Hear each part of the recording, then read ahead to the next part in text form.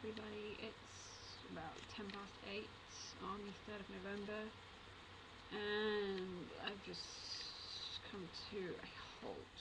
As you notice, I haven't got my glasses on today because I've actually got quite a bad headache, and it's settling in behind my left eye, which is just no fun at all. I wrote I wrote 1,451 words today, which makes me want to very stubbornly write a couple of hundred more, but I'm ahead of the target. At the moment I stand at 5,389, which is, I think, where you should be at this point. It's 5,001 or something, but I think you're supposed to write 1,667 per day, and now I've said so many numbers that I've confused myself. But yeah, anyway, I'm ahead and my head hurts and just no, basically. I kind of stopped where I did because I don't know if I want to bring someone in. I'm also starting to feel a little bit sick as well, which is kind of a complete bummer on the day, basically. I had a good day at work, and it's just a little bit downhill since I got home, unfortunately. Stupid headache. This is the third one in November, and I'm only 3 days in. This does not bode well for the rest of the month. Anyway, I didn't really write that much in terms of content. It's just, I don't know, I think I set the scene a little bit. I gave Vivian a bit more of an introduction. She's been with the pack for about 15 years. She was from another pack, but they were wiped out, scattered to the winds, basically. I haven't said by who, but it's probably vampires. Because at this sort of time, I imagine that the two races are kind of at war. Well, not kind of at war. By the way, if you hear any booms in the background, my town isn't exploding. It's just because I live in England. It's Guy Fawkes on Saturday, so it's people are stupidly setting off fireworks on a Thursday night. It's just absurd. Cry. Yeah. She's quite cheeky. She's sort of mischievous. She's got blue eyes and sort of auburn hair, which could very possibly be influenced by A Song of Ice and Fire, because the Tullies have that colouring, and a few of the Starks. My little tribute to George R.R. Martin. I don't know what happened to my accent there. So yeah, I've given Vivian a bit of my face is really itchy. I'll stop touching my face now if I can. I've given Vivian a bit more development. I've also introduced another character called Richard, who's for those of you who followed my journey with Origin, you might remember that the pack had a medical sort of character in the form of Siobhan, who was the pack's former beta female before her mate was blinded and therefore crippled. Because Siobhan and her mate, I can't remember if I called him Jebediah or Jebediah. It was Jebediah, wasn't it? The Willows. They're not there anymore. I remember the surname. They're not there anymore. They left at the end of the story. And now this guy Richard's here. He's a bitten wolf. He's been a wolf for about 10 years, and the pack took him in.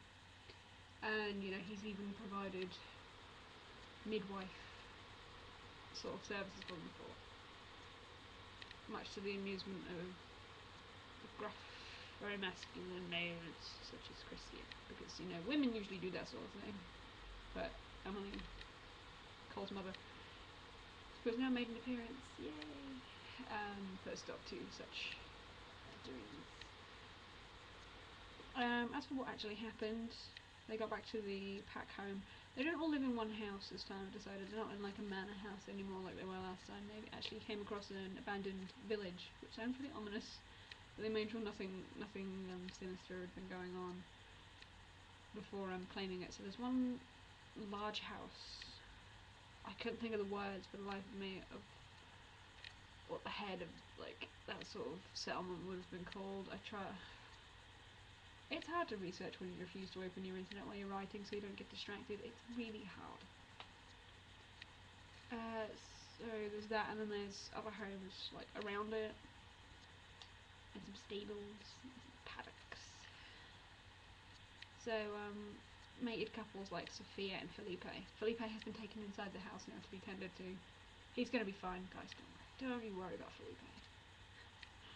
He'll be cool. He'll be fine. They have like their own homes, and even bruisers like Christian have their own home if they want. The main house, I said, is big enough for 6 who can live in their own rooms. There's 6 bedrooms basically. 2 of them are occupied by the alphas and the betas, just because they would have claimed the biggest rooms for themselves. Tafari lives in that house as well because he's a senior fighter, so he would want to instinctively be close to his leaders. Friggin' screaming dog. You constantly play with the mouse, but it makes noise. And Cole actually lives in there as well because his mother is very protective of him because, you know, if I don't remember if I actually said this in the last video. I think I must have because it's a huge part in Cole's history. He disappeared for about 4 months when he was a child, so she's very protective. She's a mama wolf, you know, what can you say? So she asked him to stay in the house, though I said that sometimes he visits Sophia and Felipe's place and falls asleep there, you know, because that's what friends are for. You can crash on their couch. Not that they have a couch. I know that very well at this time period. Just thought I'd feature my Back to the Future nugget.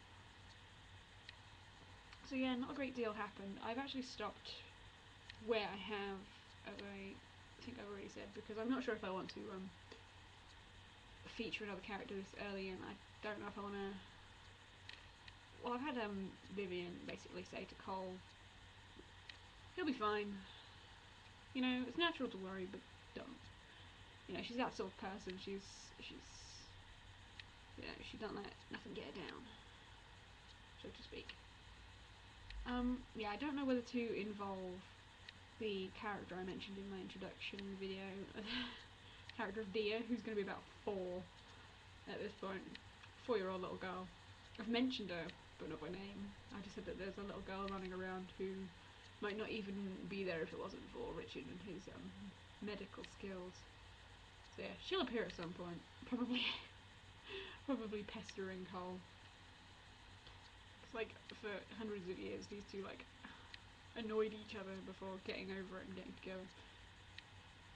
Which sounds weird when he's like 100 and she's 4, I know, but anyway. So yeah, I can't write any more today. I can't concentrate on Nano any more today. It's just, I feel quite wretched, and I don't know if I look it, but I feel it. Oof, painkillers get in me. So yeah, I think I'm going to leave it here for today. Oh, music, before I go. I did not listen to Game of Thrones today because I knew I wasn't going to be rising for an hour, and it bothers me though when I don't listen to that soundtrack the entire way through in one go because I'm a nerd. I actually listened to some 2 Steps from Hell today. They do trailer music. Unfortunately, their music has been used in the new Twilight trailer, so you'll all have heard it. But yeah, they're awesome, basically. There were loads of the creepy tracks kept going on. Cry. Okay, I'm gonna go now.